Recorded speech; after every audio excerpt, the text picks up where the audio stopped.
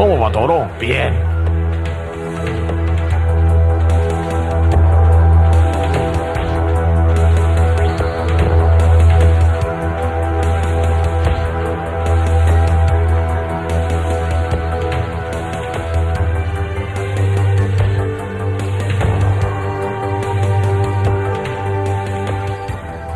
Desde la década de 1950, los adventistas del séptimo día han llegado a ser uno de los pueblos más estudiados del mundo. Más de 140 artículos científicos han sido publicados, estudiando a decenas de miles de adventistas.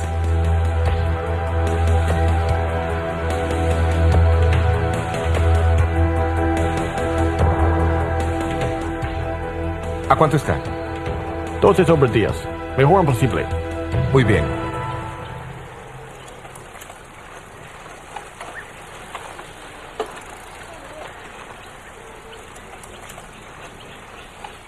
¿Y a qué se debe toda esta atención? Es el descubrimiento de que el estilo de vida de los adventistas que los lleva a vivir de 6 a 8 años más y a reducir dramáticamente las muertes prematuras por cualquier otra causa, incluyendo los dos mayores asesinos de la sociedad occidental: enfermedades del corazón y el cáncer.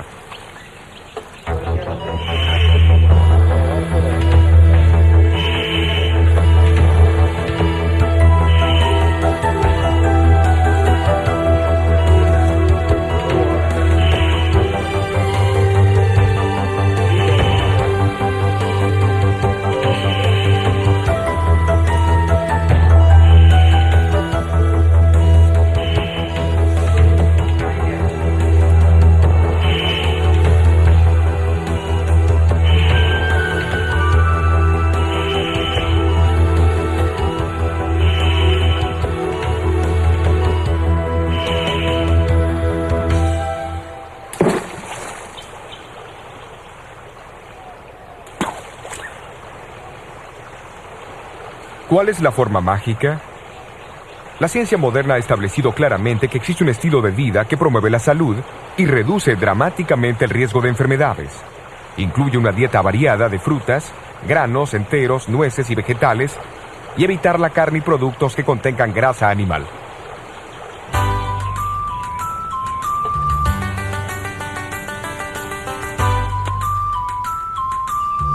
Pero de igual manera son importantes el sueño adecuado, el ejercicio al aire libre, tomar mucha agua y abstenerse del uso del tabaco, alcohol, café, té y otras drogas.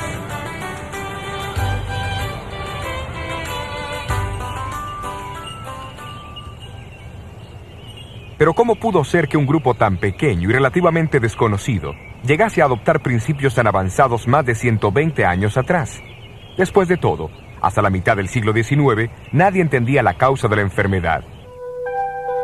La prueba para la teoría del germen todavía estaba en el futuro. No existían rayos X, aspirina, antibióticos o antiasmáticos. Abundaban la difteria, la fiebre amarilla, la tifoidea, el cólera y el sarampión. La tuberculosis, conocida como la plaga blanca, era la mayor causa de muertes en el noroeste urbano de los Estados Unidos y era aceptado como una forma de aflicción divina. La fiebre palúdica, llamada malaria, era considerada una condición normal de los inmigrantes occidentales. Pero más absurdas que las mismas enfermedades eran las supuestas curas. Para aliviar el sufrimiento de los pacientes, los doctores prescribían calomel o cloruro de mercurio, estricnina, arsénico, mercurio, salitre, opio, alcohol y tabaco. Muchos médicos prohibían a sus pacientes el uso de agua interna y externamente, mientras otros realizaban amputaciones con todo menos instrumentos adecuados y sin los beneficios de anestésicos.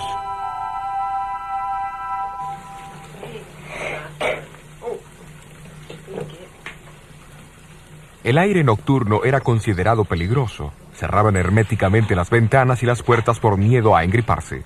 Las persianas permanecían siempre cerradas para evitar el descolorido de los muebles, mientras que los ciudadanos urbanos no practicaban ejercicios ni se bañaban.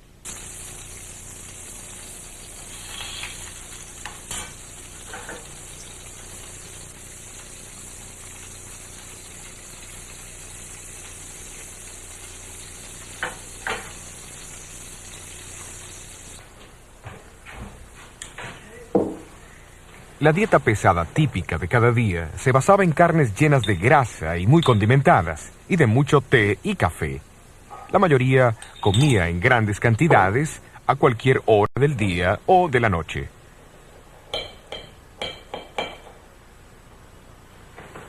Se había propagado mucho el uso del tabaco y hasta era defendido por muchos médicos como un estimulante para los pulmones, y el humo como una cura para la bronquitis.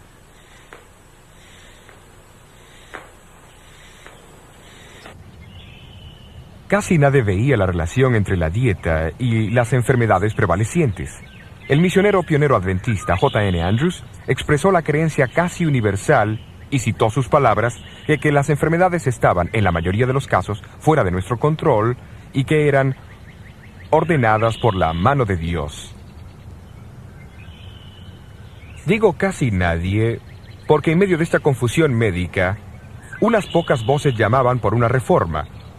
Hombres como Silverio Graham, que llegó a ser el líder del movimiento americano pro salud de los 1830. Él llamaba a regresar a la naturaleza y a los métodos naturales de curación y recomendaba una dieta simple, incluyendo el vegetarianismo y especialmente productos de trigo integral. Los alimentos tenían que ser preparados sin especias y estimulantes como fuese posible.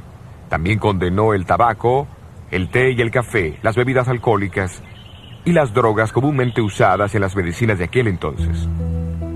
Aunque su reforma decayó en 10 años, enseguida otros la asumieron con entusiasmo renovado. La hidroterapia, que es curar con agua, hielo y vapor, llegó a ser popular en América bajo el liderazgo de doctores como Jaime Jackson y Russell Troll.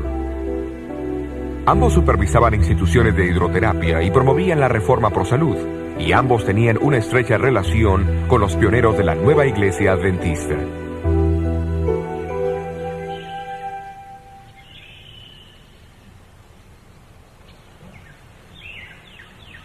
En 1858, aquí en el estado de Nueva York, el doctor Jaime Jackson estableció su casa en la ladera, al norte del pueblo de Dansville. Era la institución de hidroterapia de más éxito. Jackson publicó un periódico mensual, Leyes de la Vida, donde resaltaba sus puntos de vista. Estrictamente opuesto a las drogas prescritas por sus compañeros, trataba a sus pacientes con métodos y remedios naturales. Enfatizaba especialmente la idea de la obediencia a las leyes naturales, enseñando que obedecer a la naturaleza es vivir. Creía que el maltrato del cuerpo también afectaba las capacidades morales del hombre, debilitando así su carácter. Entre los 1840 y 50 hubieron movimientos de reforma pro salud, pero al mismo tiempo existía gran ignorancia y descuido con respecto a la salud y la higiene entre la población de América. Fue en ese tiempo que Dios decidió alertar a los adventistas, guardadores del sábado, de su preocupación por la salud y la felicidad de todos. Como en los tiempos bíblicos, Él usó el don de profecía. Entre los años 1844 a 1848, Elena White recibió muchas visiones, pero ninguna trataba los principios de salud. En el otoño de 1848, se le fue mostrado que no solo el tabaco era perjudicial para la salud, sino que también lo eran el té y el café. Mucho antes que la ciencia descubriese la relación entre el tabaco y las enfermedades fatales y mostrase los peligros del excesivo consumo de café, muchos miembros de la iglesia comenzaron a alterar su estilo de vida en respuesta al llamado de Elena.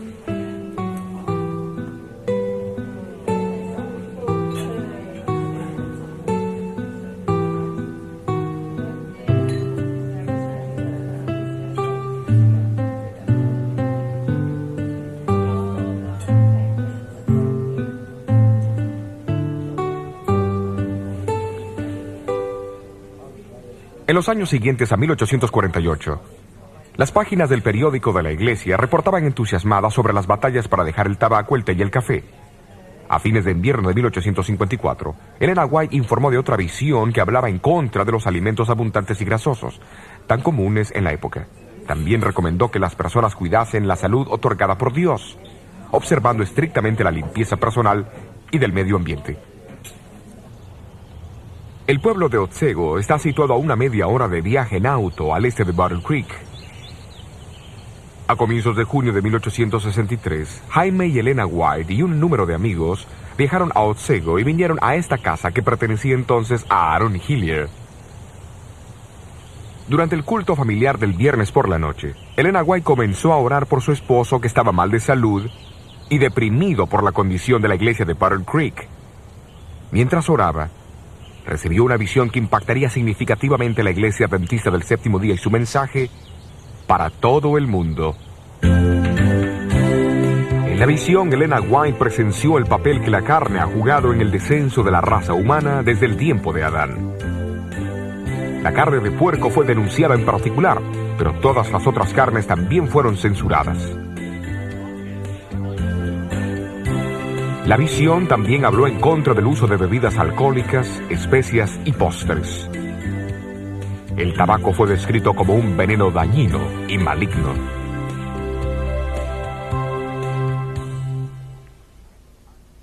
Recuerden que esto ocurrió unos 100 años antes del famoso informe del cirujano general de los Estados Unidos, El fumar y la salud.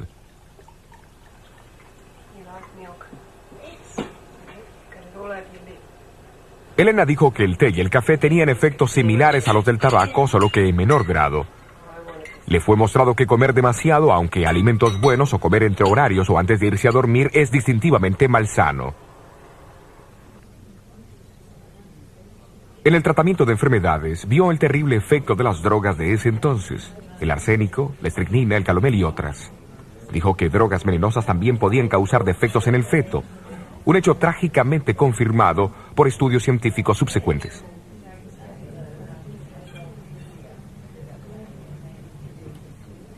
La eliminación de estos alimentos y prácticas hubiera ayudado a cualquiera a vivir mejor.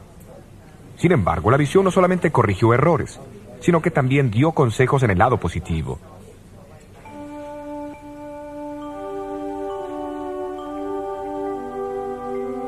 Elena recalcó la importancia de tomar mucha agua, hacer ejercicios regularmente al aire libre, permitir la entrada de la luz del sol y el aire fresco en la casa y del baño diario. Hoy día todo esto es común, pero era un mensaje muy raro para muchos en los 1860. Una revisión de la literatura denominacional muestra que en los 6 años previos a la visión, la mitad de las muertes registradas en la iglesia era de personas con menos de 30 años de edad.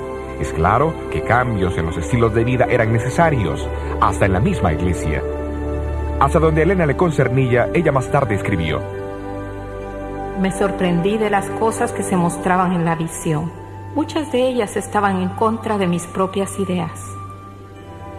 A pesar de eso, ella fue clara sobre las implicaciones del mensaje pro salud. La reforma pro salud es una de las ramas de la gran tarea que preparará a la gente para la venida del Señor.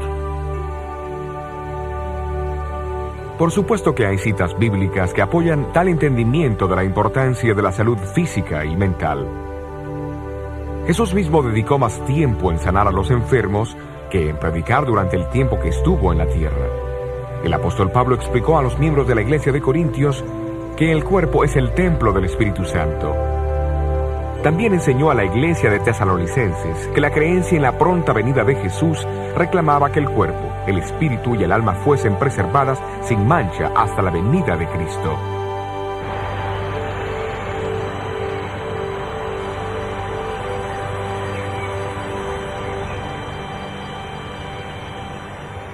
No es difícil ver que los conceptos de Elena White apenas servían para magnificar los puntos bíblicos de que cada persona tiene que rendir cuentas a Dios por la preservación de la salud. Pero ¿cuánto tiempo dependió ella de sus contemporáneos para obtener información? Elena White declaró que no leía ninguna literatura sobre salud, ni sabía de la revista del Dr. Jackson Las leyes de la vida antes de la visión. Por su itinerario ocupado, no pudo publicar la publicación hasta 1864. No fue hasta después de esto que leyó algunos de los libros y revistas populares sobre salud, de los cuales dijo: Me sorprendí al ver que están en armonía con lo que el Señor me ha revelado. Cuidadosamente seleccionó extractos de estas revistas, que fuesen consistentes con lo que había visto en visión, y los incluyó en sus publicaciones sobre salud en 1865.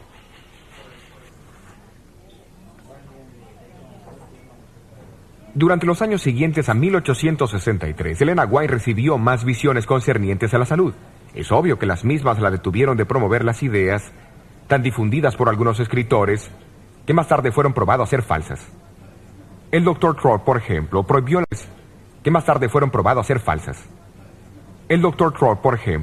la sal y el azúcar completamente, diciendo que la sal era un mineral venenoso y el azúcar no tenía ningún alimento. Elena White usó un poquito de ambos, pero avisó de sus malos efectos cuando son usados sin reserva. Concerniente a la sal, escribió en 1901. De acuerdo a la luz que me fue dada por Dios, la sal es actualmente esencial para la sangre. La causa y el motivo de esto no lo conozco, pero les doy la instrucción como me fue dada.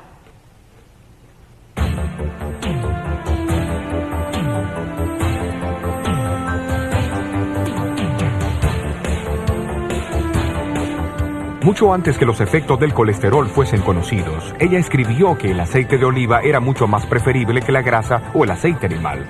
Promovió una dieta vegetariana, suplida con el uso limitado de la leche y huevos. Mucho antes que la ciencia confirmara sus beneficios, en verdad se ha descubierto que una dieta vegetariana promueve la resistencia de los atletas significativamente. Su preocupación sobre los alimentos refinados y el uso de mucho azúcar había sido ampliamente confirmado por investigaciones científicas. ¿Y qué sobre los beneficios de caminar o practicar ejercicio al aire libre?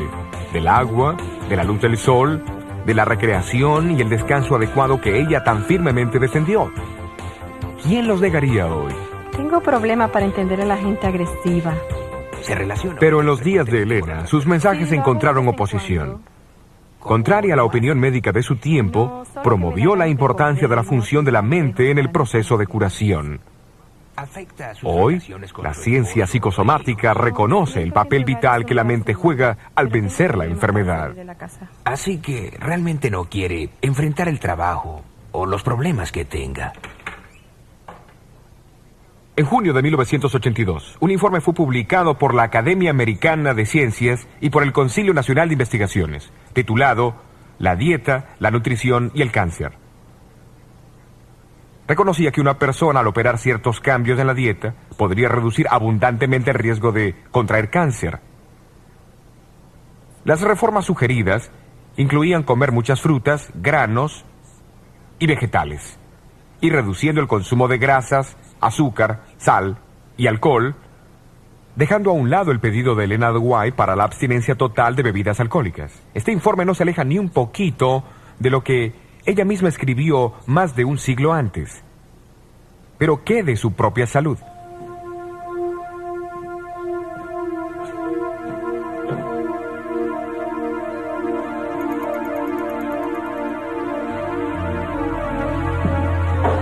La visión de junio de 1863 fue dada a Elena cuando estaba muy débil, enfermiza, propensa a frecuentes mareos y desmayos. Sufrió del corazón toda su vida y sufrió de parálisis 5 veces antes de 1870. Se describió a sí misma como una gran consumidora de carne y que el pan especialmente era desabrido para ella. Pero aceptó la instrucción recibida y después de 1863 cambió su dieta y estilo de vida radicalmente. Como resultado, sus constantes mareos y desmayos la dejaron permanentemente y su salud comenzó a mejorar.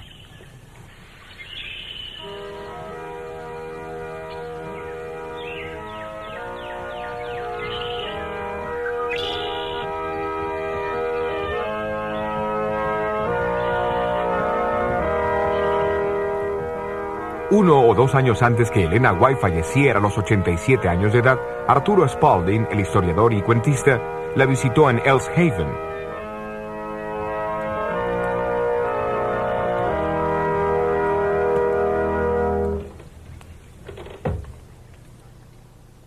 Después del culto familiar en la sala, ella salió hacia la antesala y con paso ligero y enérgico alcanzó las escaleras. Arturo Spalding ofreció ayudarla, pero ella respondió: Oh, no, gracias. Soy muy capaz de subir las escaleras por mí misma. Estoy tan activa como cuando era niña. ¿Como cuando era niña? No debiera decirlo. Cuando era niña estaba enferma y débil y con mala salud, pero ahora el Señor me ha sanado y fortalecido y me siento mejor, mucho mejor que cuando era niña. Casi al final de su carrera, el Dr. Clyde McKay, profesor de nutrición en la Universidad de Cornell en Nueva York, fue introducido a los escritos sobre alimentación y nutrición de Elena White. Se impresionó profundamente y se quedó particularmente intrigado por saber las fuentes de esa información. Preguntó cómo una mujer con casi ninguna educación podía dar consejos de salud tan avanzados para su tiempo. Rechazó la idea de que los había copiado de sus contemporáneos. Después de todo, ¿cómo hubiese sabido cuáles ideas usar y cuáles rechazar de entre la perpleja colección de teorías y consejos sobre salud del siglo XIX? Muchos de los cuales fueron bastante irracionales y han sido descartados desde entonces. Él creyó que Elena tendría que ser una mujer sorprendente, con conocimientos avanzados a su tiempo, para hacer esto con éxito. Después de leer extensamente los escritos sobre salud del Dr. McKay, comenzó a dar conferencias con los conceptos de Elena White a varias sociedades profesionales. Estoy impresionado con la exactitud de sus enseñanzas a la luz de la ciencia de nutrición moderna. A pesar del hecho que sus obras fueron escritas mucho antes de la llegada de la nutrición científica moderna, no existe ninguna guía mejor disponible hoy. En 1865, la Iglesia Adventista había alcanzado una membresía de unos 4,000. Aunque poseía poca riqueza, había sido recordada en la visión de 1863, que la misma tenía una obra sagrada de alertar a otros sobre salud. Pero ¿cómo la Iglesia alcanzaría este blanco?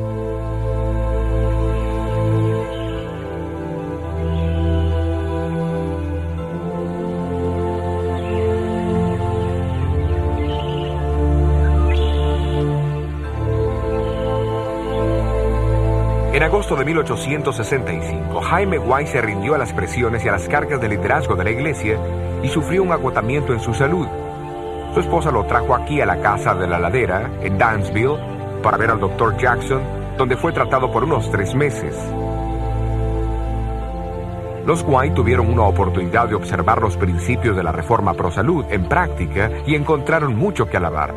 Pero descubrieron que algunos de los principios de curación eran contrarios a las enseñanzas de Jesús. En verdad, recibieron algunos consejos médicos que podrían haber sido fatales en el caso de Jaime White.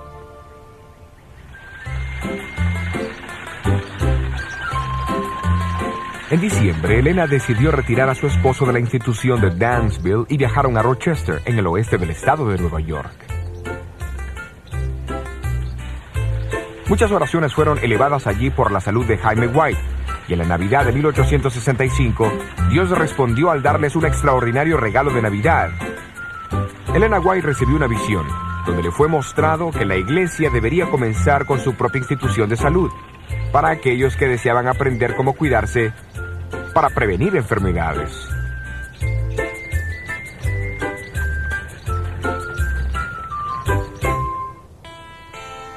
En el siguiente año, una vieja casa remodelada fue comprada al oeste de Battle Creek, Michigan, quien en ese entonces era un próspero pueblo industrial con una población de 5,000.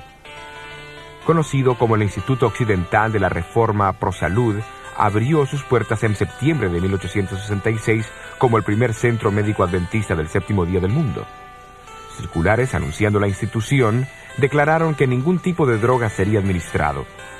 Solo métodos naturales de curación como el agua, el aire, la luz, el calor, la alimentación, el sueño, el descanso, la recreación, etc., serían empleados. La alimentación significaba una dieta estrictamente saludable, consistiendo de frutas, granos y vegetales. En 1875, el doctor Juan Hervey Kellogg, que recién se había graduado del prestigioso Colegio Médico del Hospital Bellevue en Nueva York, fue empleado por el instituto. Había sido alentado y ayudado financieramente en su carrera médica por los White. El año siguiente, a los 24 años de edad, fue nombrado superintendente médico del instituto, posición que ocupó durante los próximos 67 años. En 1877, el instituto vino a ser el sanatorio médico quirúrgico de Battle Creek. Fue en el mismo año que Louis Pasteur presentó su teoría del germen a la Academia Francesa de Ciencias. El prestigio de la medicina estaba a punto de experimentar un cambio, y el Dr. Kellogg jugaría un papel importante. Cuando la reputación del sanatorio se expandió, se agrandaron considerablemente los edificios, y para 1885 era la institución de ese tipo más grande del mundo. A fines de los 1890, el de ese tipo más grande del mundo. A fines de los 1890, el personal contaba con casi 1000. Kellogg llegó a ser muy conocido como administrador, doctor, cirujano, autor, conferenciante, inventor y fabricante de alimentos. Porque leía mucho y viajaba a Europa para estudiar con los doctores sobresalientes de allí, estaba al tanto de todos los últimos adelantos en el conocimiento médico. Fue el autor de casi 50 libros, con una publicación de más de 1 millón de copias. Algunos fueron las primeras obras científicas autorizadas que se publicaron en América en sus campos respectivos. Fundó un colegio de medicina y en su vida realizó más de 22.000 operaciones quirúrgicas. La última cuando tenía 88 años de edad. Sus cirugías eran tan perfectas que la cicatriz de Kellogg llegó a ser una marca de fábrica. Condujo más de 5.000 conferencias públicas a cientos de miles de americanos. Vestido de blanco, regularmente hablaba con el sanatorio sobre los últimos progresos médicos y el sistema de vida saludable que promovió siempre. Inventó muchos tipos de aparatos para tratar a los enfermos, incluso este caballo mecánico. El presidente Coolidge usó uno para su ejercicio diario en la Casa Blanca.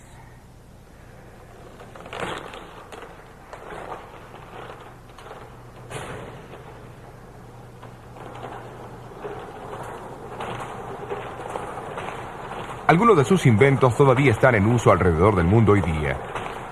¡Vamos, chicos!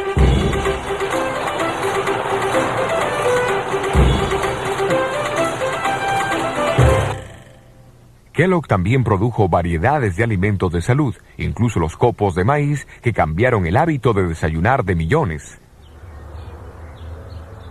Después del desastroso incendio que destruyó el sanatorio en 1902, Kellogg determinó reconstruirlo más grande y mejor, aunque esto era contrario a la advertencia de Elena White y otros líderes de la iglesia. Su nuevo sanatorio todavía existe en Battle Creek hoy, pero es propiedad del gobierno de los Estados Unidos.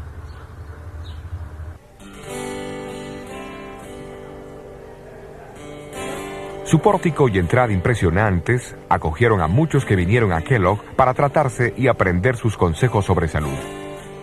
Aunque más tarde abandonó la iglesia, siguió defendiendo sus principios de salud. Famosos que lo visitaron durante sus más de 60 años de superintendencia incluyeron el industrial y financista Juan D. Rockefeller Jr., el autor Jorge Bernardo Shaw, el inventor Thomas Edison, el escritor soviético León Tolstoy, el explorador de las regiones polares Raúl Amundsen, la primera mujer en viajar sola a través del Atlántico, Amelia Earhart, y el presidente Guillermo Howard Taft, que está registrado como el paciente número 100.000. En 1891, le preguntaron a Kellogg cómo el sanatorio de Battle Creek era capaz de estar 5 años adelantado al resto de la profesión médica. Kellogg respondió que si algo nuevo aparecía, instantáneamente lo adoptaba, si concordaba con la filosofía y los principios de salud promovidos por Elena White.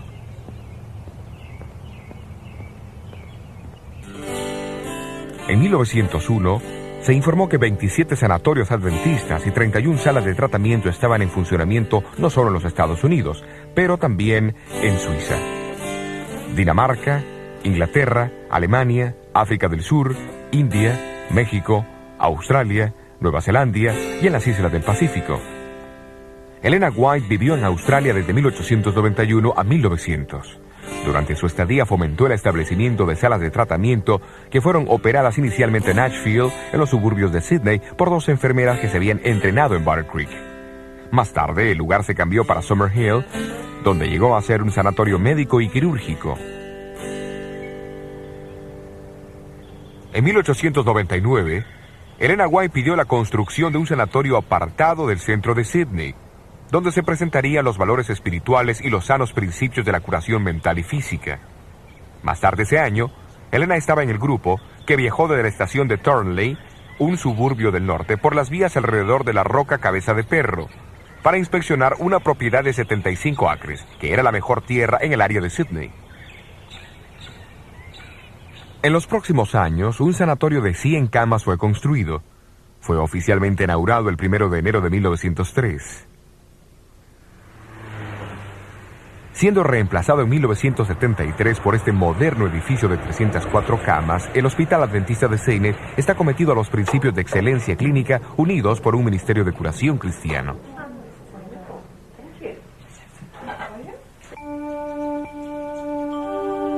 Escribiendo desde su casa en California en 1905, Elena White instó a establecer más sanatorios en Australia, particularmente cerca de Melbourne. En Warburton, como a 1 hora en auto al este de Melbourne, un pequeño sanatorio fue inaugurado en 1910. El mismo también llegó a ser una institución cristiana bien operada, que provee cuidado intenso, como también un firme programa de cuidado de la salud que enfatiza la prevención y la rehabilitación.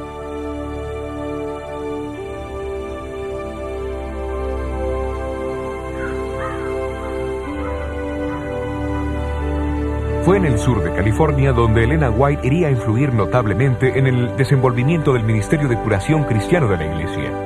Vivió aquí en su casa, Elms Haven, en el norte de California, por los últimos 15 años de su vida. Durante ese tiempo recibió muchas visiones en la noche concernientes a la obra de la Iglesia. En una de las visiones de 1902, Dios le reveló que en el sur de California habían propiedades desocupadas en el campo, convenientes para los propósitos de un sanatorio y a la venta a un precio mucho más bajo que el costo original. No mucho después de esto, un edificio de 3 pisos llegó a estar disponible en las hermosas campiñas del Valle Paraíso, cerca de San Diego. Había sido usado como un sanatorio y originalmente costaba $25,000, pero estaba siendo ofrecido por $12,000 por falta de agua. Las negociaciones siguieron por unos 18 meses, hasta que en 1904 el precio fue bajado a $4,000, mucho más bajo que el costo original, justo como Elena White había predicho. Después de que la propiedad fue comprada, ella logró los servicios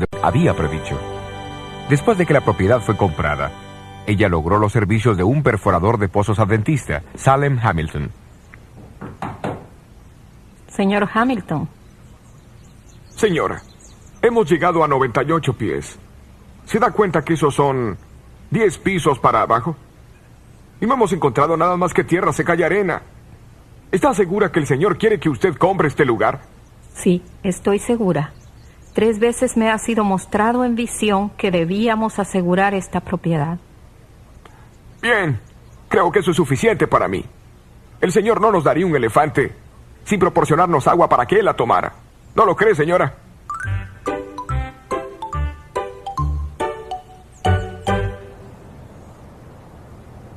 Salem Hamilton volvió a perforar, y en el transcurso de 1 hora escuchó el ruido de un río subterráneo. Luego el agua comenzó a brotar y en esa noche creció a 18 pies, casi a unos 6 metros. El abastecimiento de agua del sanatorio estaba asegurado. Operado por la Iglesia Adventista del Séptimo Día, el Hospital del Valle Paraíso continúa ofreciendo su ministerio de curación a la comunidad vecina.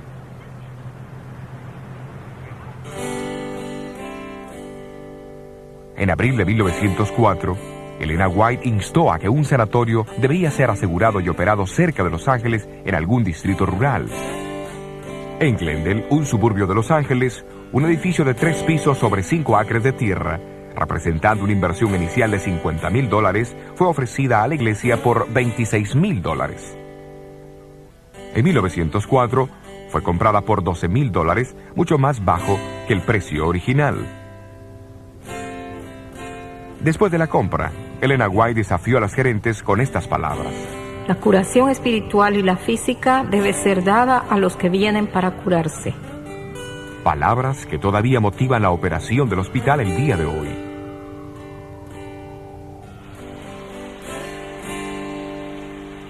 Pero tenía que haber un tercer sanatorio en el sur de California. Tan pronto como en octubre de 1901, Elena White había visto en visión que cerca de Los Ángeles había un edificio ocupado con árboles frutales en el terreno del sanatorio. Esta visión fue tan real para ella que le parecía estar caminando por el terreno, conversando con los pacientes y hasta viviendo allí. Ni el Valle Paraíso ni Glendale reunían esta descripción.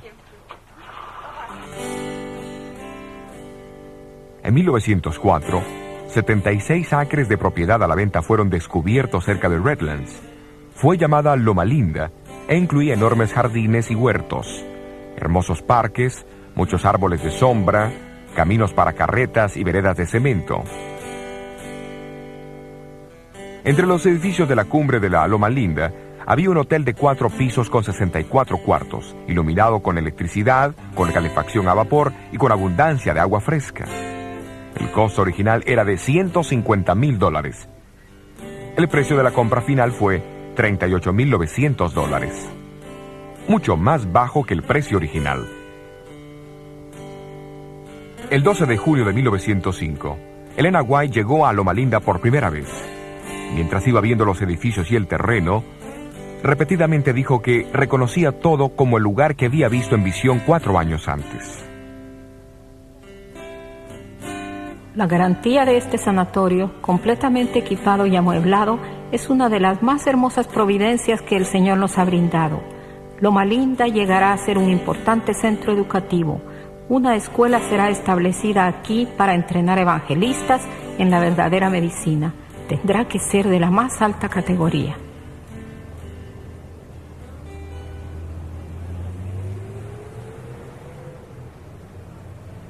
Aquellos que la fundaron tenían poco dinero, pero poseían una fortuna en fe en Dios y en su poder para traer esperanza y sanidad a los que sufren. Hoy, la Universidad de Loma Linda opera como una de las más grandes escuelas de medicina en el oeste de los Estados Unidos y se encuentra al frente en el conocimiento e investigación de la medicina. Este acelerador de protones es el primero del mundo en su clase.